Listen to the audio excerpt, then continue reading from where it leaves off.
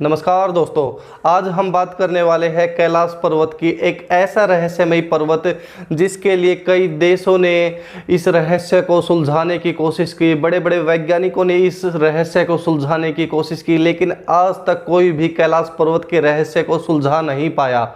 लेकिन दोस्तों, उससे पहले हमें ये भी समझना आवश्यक है कि जो कैलाश पर्वत है वो कोई और नहीं बल्कि हमारे अखंड भारत का ही हिस्सा है। दोस्तों, हो सकता है कि आपको सुनने में थोड़ा अटपटा सा या फिर थोड़ा सा अजीब लगे, लेकिन दोस्तों ये सच है। जो ये कैलाश पर्वत है वो चाइना का हिस्सा नहीं, रियल तौर पर ये हमारे अखंड भारत का हिस्सा है।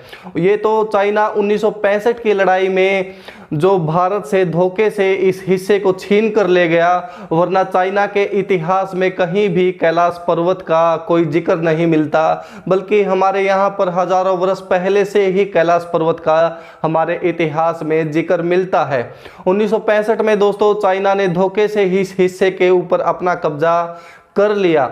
1965 में जब ये युद्ध शुरू हुआ था दोस्तों, तो उससे पहले दुनिया के बड़े बड़े देशों ने हमारी उस समय की भारत सरकार को आगाह किया था, हमारी भारत सरकार को चेतावनी दी थी कि जो चाइना की जो आर्मी है वो धीरे धीरे भारत की ओर बढ़ रही है। लेकिन उस समय की हमारी कमज़ोर सरकार ने ये कहकर अपना पल्ला झाड़ लिया कि चाइना हमारा मित्र राष्ट्र है, वो कभी ऐसा नहीं करेगा।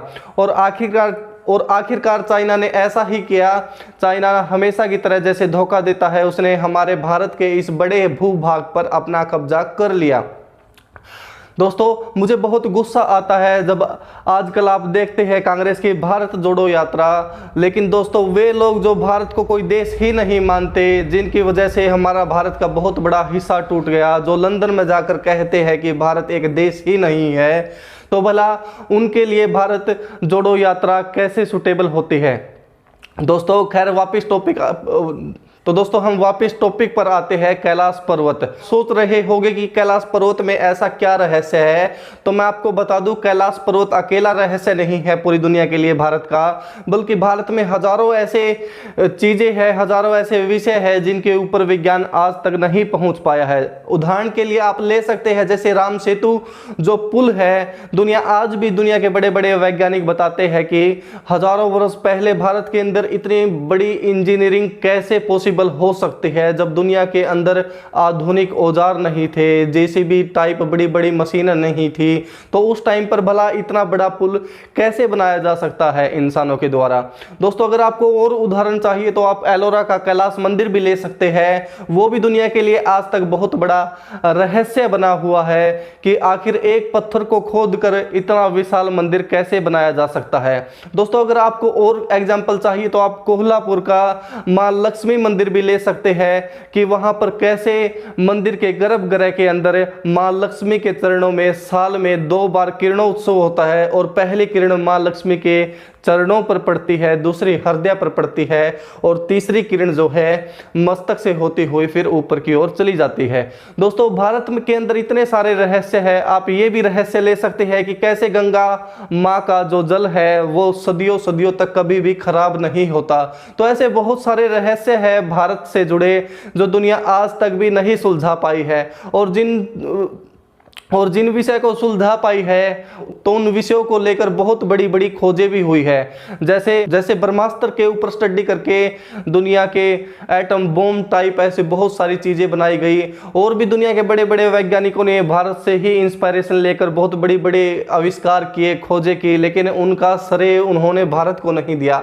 लेकिन अब वापस बात करते हैं कैलाश पर्वत की। दोस्तों, कैलाश पर्वत एक ऐसा पर्वत है जिसके ऊपर चाइना ने कई बार चढ़ने की कोशिश की, लेकिन वो हर बार नाकाम ही रहा। दोस्तों, चाइना भी अब इस चीज को मान गया है कि कैलाश पर्वत के ऊपर चढ़ना इतना आसान नहीं है। दोस्तों, कई बार चाइना ने कोशिश की है, तो हर बार वैज्ञानिकों को ऐसे ऐसे फैक्ट से गुजरना पड़ता है। जैसे जब कोई व्यक्ति ऊपर चढ़ने की कोशिश करता है, कोई ट्रैकर, तो जब चढ़ता है तो जल्दी जल्दी वहां पर इंसान के नेल्स बढ़ने लग जाते हैं, इंसान के हेयर बढ़ने लग जाते हैं, इंसान की उम्र जल्दी जल्दी बढ़ने लग जाती है, और इंसान को एक अजीब प्रकार की फीलिंग होने लग जाती है। जब इंसान कोई भी व्यक्ति जब कैलाश पर्वत पर चढ़ने की कोशिश करता है तो उसको कहीं ना कहीं एक मन में ये फीलिंग आने लग जाती है कि ऊपर जाना मतलब अपनी मौत को बुलावा देना है। दोस्तों चाइना ने भी शायद इसी प्रकार से कई बार अपनी मौत को बुलावा दिया है और आखिरकार चाइना ये समझ गया है कि कैलाश पर्वत भारत का एक रहस्यमयी पर्वत है। दोस्तों अब देखने वाली बात यह है कि हम कब वापस ले पाते हैं कैलाश पर्वत को। और एक हैरान कर देने वाली बात दोस्तों ये भी है कि कैलाश पर्वत के आसपास आपको हमेशा ओम की साउंड सुनाई देगी। अब इसके पीछे क्या रहस्य है दोस्तों, ये तो भगवान ही जाने। और भगवान को हम शिव बोलते हैं और शिव से जुड़ा ही ये रहस्यमयी कैलाश पर्वत है। और दुनिया का कोई भी माई का लाल या कोई देश ऐसा नहीं है जो हमारे हिंदू धर्म के कैलाश पर्वत के साथ कोई छेड़खानी कर सके। ये दोस्तों ये हमारा हो सकता है थोड़ा दुर्भाग्य है कि चाइना के अंदर ये चला गया, लेकिन कम से कम हिंदू धर्म की पावर का दुनिया के देशों को एहसास हो गया इस चीज़ का कि जो हिंदू धर्म है उसके अंदर कुछ ना कुछ तो ऐसा है कि जिसको अभी तक पूरी तरह से समझा नहीं जा सकता।